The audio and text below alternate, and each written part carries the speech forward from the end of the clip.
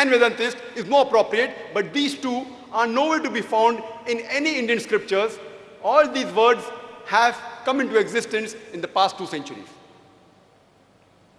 Let's understand the definition of the word Islam. Islam comes from the word Salm, which means peace. It's also derived from Silm, which means to submit your will to Almighty God. Islam, in short, means peace obtained by submitting your will to Almighty God. And anyone who submits his will to Almighty God, he is called as a Muslim. This word, Islam, occurs in various places in the Qur'an, as well as authentic hadith of Prophet Muhammad, including the word Islam occurs in Surah Baqarah, chapter number 2, verse number 208. And the word Muslim occurs in several places in the Quran and the Hadith, including Surah Al-Imran, chapter 3, verse 64. There's a misconception that Islam is a new religion which came into existence 1400 years back, and Prophet Muhammad, peace be upon him, he was the founder of this religion of Islam. In fact, Islam is there since time immemorial, since man set foot on this earth. And Prophet Muhammad, peace be upon him, is not the founder of this religion, but he is the last and final messenger of Almighty God, to whom was revealed the last and final message, the glorious Quran, 1400 years back. In this talk of mine today, I will not be speaking about those similarities between Hinduism and Islam, which is commonly known by most of the followers of both of these religions. I will not be speaking about both the religions say that you should speak the truth, that you should not tell a lie, that you should not be cruel, that you should be kind, that you should not steal. All these are known by the followers of both these religions. In fact, I will be speaking about those similarities which are not known commonly by both the followers of these religions. First, we'll discuss the similarities between Hinduism and the pillars of Iman, of faith in Islam. Allah says in the Quran, in Surah Baqarah, chapter number 2, verse number 177, Allah says that it is not righteousness that you turn your face to the east or west, but it is righteousness that you believe in Allah, you believe in the last day, that you believe in His angels, His books, and His messengers. There's a hadith which is mentioned in Sahih Muslim, volume number 1, in the book of Iman, chapter number 2, hadith number 6. A person approaches the Prophet and asks him, what is Iman? And the Prophet replies, Iman is believing in Allah, in God, in His angels, His books, His meeting, His messengers, in the resurrection, that's life after death, and in Qadar, that is destiny. So basically, there are 6 pillars of Iman in Islam. The first is believing in God. Second is believing in His angels. Third is believing in His books.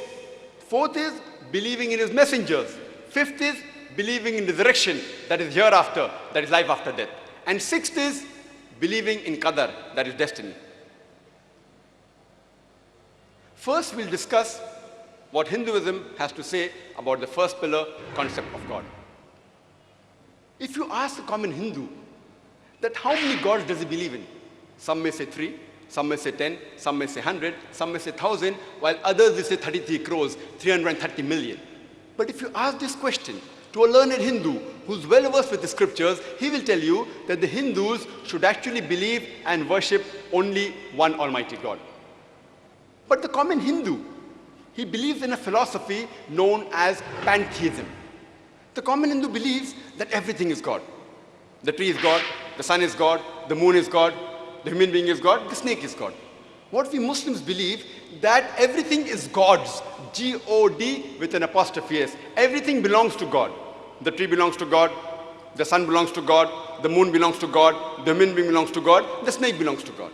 So the major difference between the Hindus and the Muslims is the common Hindu says that everything is God. We Muslims say everything is God's, G-O-D with an apostrophe S. The major difference is the apostrophe S. If we can solve this difference of apostrophe S, the Hindus and the Muslims will be united. How do we do it? As the Quran says, "Ta'alaw ila kalmatin sawa'in bainana bainakum." Come to common terms as between us and you. Which is the first term? Allah na'budu illallah. That we believe in only one Almighty God. Let us try and understand what the Hindu scriptures have to say about Almighty God. It is mentioned in the Chandogya Upanishad, chapter number 6, section number 2, verse number 1. It says, "Ikkam evidityam." It's a Sanskrit quotation, which means God is only one, without a second. It is mentioned in the Shetashvatara Upanishad, chapter number 6, verse number 9. "Nachasya kasij janita na chadipa." Of him, there are no parents. He has got no lords. Almighty God has got no mother. He has got no father. He has got no master. He has got no superior. It's mentioned in the Shetashvatara Upanishad, chapter number 4, verse number 19. "Na tasya pratima asti." Of him, there is no likeness.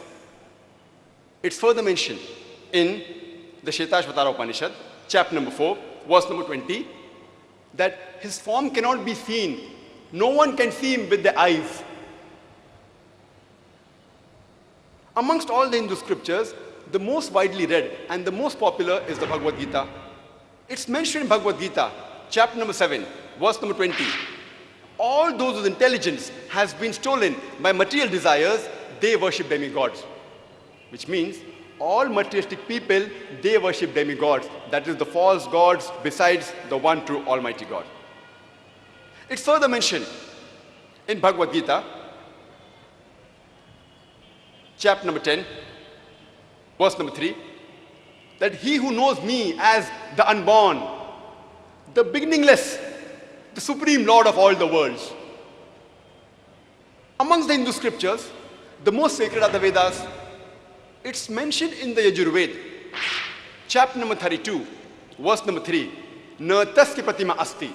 Of him, there are no images. Almighty God has got no images. And further says that he is unborn. He alone should be worshipped. It's mentioned in Yajurveda, chapter number 40, verse number 8, that Almighty God is imageless and pure. It's mentioned in Yajurveda, chapter number 40, verse number 9, "Andhatma pravishanti ya asambhuti mupaste." Andhatma means darkness. Pravishanti means entering. And asambhuti means the natural things like fire, water, air. It means they are entering darkness, those who worship the natural things like fire, water, air. And the verse continues, they are entering more in darkness, those who worship the created things like table, chair, idols, etc. Who says that? Yajurveda, chapter number 40, verse number 9. It's further mentioned in the Atharva Ved, book number 20, hymn number 58, verse number 3, "Dev Maha Asi."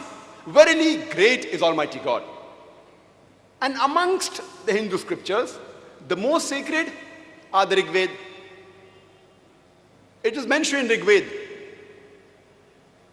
book number 1, hymn number 164, verse number 46, the shlokas which were recited by the respected Pandits. It says, "Ekkam sat vipra bahuda avedante." Ekkam sat vipra bahuda vedante. Which means truth is one, God is one. Sages call him by various names. And the same message repeated in Rig Veda, book number 10, hymn number 114, verse number 5, that God is one, but sages call him by a variety of names.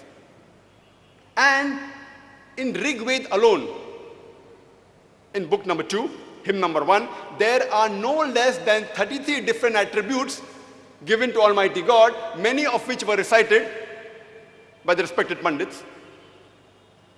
One amongst them, in Rig Veda, book number 2, hymn number 1, verse number 3, is Brahma.